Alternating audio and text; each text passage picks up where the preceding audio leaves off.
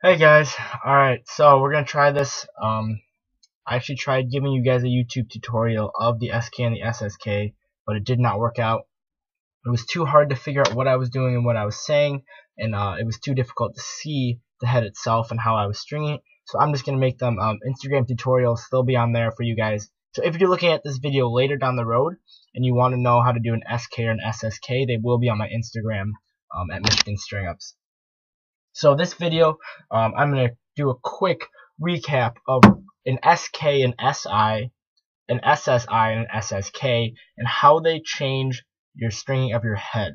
So to be brief, I'm going to try and keep this short so you guys just get the general idea. SSKs are tighter than SIs. Now what I mean by that is that I do not mean that they pull the mesh tighter. They do a slight bit. It will not be that much of a difference. The whole idea between an SI and an SK is very similar when you are stringing your head, in the fact that they pull the mesh down very tight along your sidewall so that you can get a more defined channel by pulling the mesh up here on the top of your head tighter so that it creates that channel that you like in your head and in your pocket. However, when you string an SI, I'm just talking about SIs and SKs right now. When you string an SI, your SIs have the tendency to shift, to loosen, and to change a little bit as the pocket breaks in. This is because an SI requires the tension of other knots around it, specifically the one below it, to keep it tight. With an SI, you are only going down around your mesh once, but that I mean that when you go in and out of your mesh when you do an SI, there is nothing actually holding it down but the tension of the knot below it. So as everything loosens up, your SIs loosen up, and thus your channel loosens up, and the mesh along here loosens up along the side. Now, to counteract that, we have something called an SK. So an SI is a special interlock, and an SK is a special knot. The names are actually come up by Riley from High Strung Lacrosse. He's a good friend of mine, so I'm trying not to steal his ideas and steal his thunder and stuff, but he was the guy who actually helped me out with some of this stuff. An SK, now a special knot, is different than the SI, which is a special interlock. As I talked about, the interlock goes down to the top of your mesh, the outside of your sidewall, back up to in between the mesh and the sidewall string, and then pulls it down. With an SK, however, you are getting a knot inside of your mesh hole. So let's see if I can show you guys this. So when you look at your mesh, right in here, oh man, this is terrible for this. Let's see if I can find a better one. Let's see if we can show you guys this one. So you guys see how there's a knot inside of the mesh hole right here? So there's a knot there, and a knot there. There's knots inside of the mesh. Now, I did the same thing up here with those knots. It's just harder to see because there's shooters in the way and there's mesh in the way and stuff like that. But you guys kind of get the general idea that I used the same knot, the SK. So when I'm talking about an SI and I'm saying that it loosens up, the SK gets rid of most of those problems because it does not rely on the knot below it for its tension. Because you are using a knot, as seen right here, because you're using a knot, you are essentially securing the sidewall string to the sidewall without using anything else. It is just the knot itself that is creating the tension. Thus, you do not have to rely on a knot below it to create the tension for the knot. The knot itself locks it to the sidewall. So, when you're trying to create channels, and Riley and I have talked about this a lot, but SKs are better because they do not change when your channel breaks in. Your channel stays more centered, it stays more defined, and it stays more consistent, which is very important when you're stringing a stick. When you do an SK, I'm actually going to be posting that tutorial for you guys in a little bit. I just took all the pictures for it. I got to put them all together and write it all out and stuff like that. But hopefully you guys will understand that. When you do an SK, it's very simple. You're going down through the top of the mesh hole just like an SI. You're doing a knot inside, and then you're going back out through the bottom of the mesh hole, just like an SI does, just that you're putting a knot inside of it. It's very, very simple. I hope I can explain it to you guys in an easy and simple way. But that is essentially what an SK does.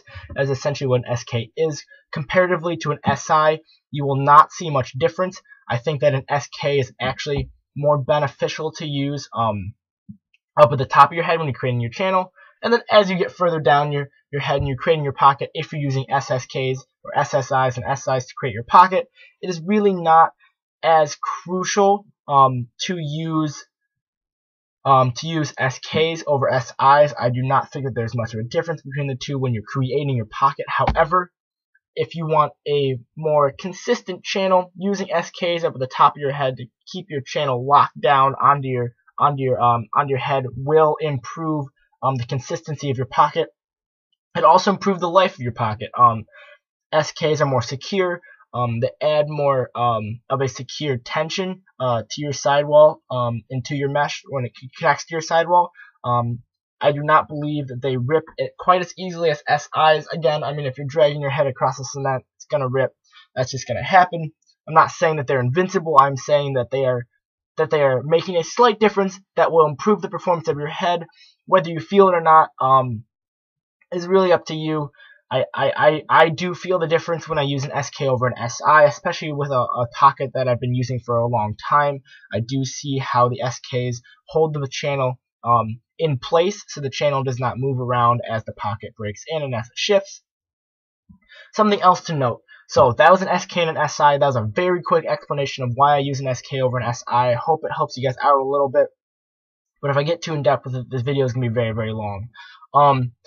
Now, for an SSK over an SSI, as I talked about with the SIs, they loosen up a little bit. With SSIs, it's actually very, very easy to tell when an SSI loosens up, and it's actually very easy for it to loosen up because there is so much tension on the mesh and so much of the mesh pulling the sidewall away from the side, pulling the sidewall string away from the sidewall because of how much tension the mesh is creating when you're pulling it 2 holes down to the same one. That actually SSKs are very, very important to use. I love using SSKs because of the same reason of an SK, that it creates a secure position for the mesh on the sidewall, and it does not allow your pocket as it breaks in to become more inconsistent with looser sidewalls. It keeps them very tight on the head, and I really, really enjoy that. Something else is that if you use an SSI or if you use an SI and you want to just use SIs and you want to make sure that it all stays nice and tight, something that Mainly Mesh did actually was he used an SSI. I'm talking about his NOS pattern, his NOS-X pattern. He used an SSI, and then right after his SSI, so just a regular special stack special interlock, after his regular SSI, he actually used he used a knotted 1. Now, the whole idea behind using that knotted 1 is the same way I just talked about. That knot will hold that SSI down tight. So instead of using an SSK, he just used a knot after the SSI, which will do the same thing. If you use an SSI and you want to use an SI after, try to make it an SK after your SSI, because again, that knot will hold the tension down for that SSI and it won't allow it to slip. Again, the same thing up here. If you want to use SI, SI, SI, SI, you get down to the bottom of your channel that you're creating and you use an SK, that is perfect. That is perfectly fine. It'll do the same job. They might loosen up a little bit. That's why I use SKs for everything. When I'm creating my channel and I want to use an SK, I use SKs for everything just because it creates less inconsistencies. But if you want to just use one SK or one SSK, something like that, that is perfectly fine. That'll do the same job. It gets rid of the same problems. As I'm talking about your SIs, your SSIs will loosen up after time as your pocket breaks in. It may not be a significant difference. It may be a significant difference. Who knows?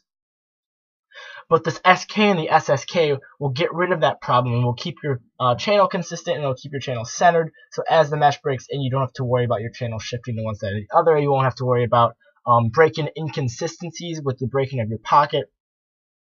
Something else I really enjoy, I like the look of them. I think that they feel more secure to me when I'm stringing them, and I feel better about stringing a pocket for someone else when I know that it's not going to become inconsistent, because I'm not there to help adjust their pocket when I send it back to them. I'm not there to help them go through the break-in process of a pocket, and these will allow me to string ahead exactly how I want it the first way, and it'll stay that way the entire time that I've strung it.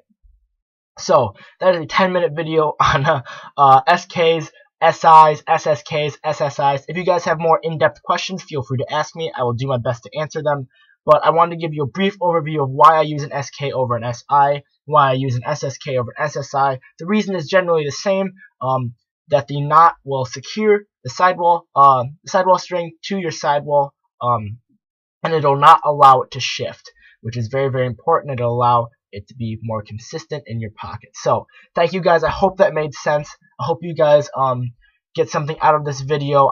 I did make it brief. I did make it quick. If you have more questions, please contact me on my Instagram. I have a bunch of different contact options in my email, or you can text me if you want. And anything is fine. I will do my best to answer your questions. Again, I am not the 100% best stringer ever. I am learning just as you guys, and I'm hoping that I will be able to share my knowledge with you so that you guys can progress in your stringing as well. So have a nice day, guys. Thank you very much.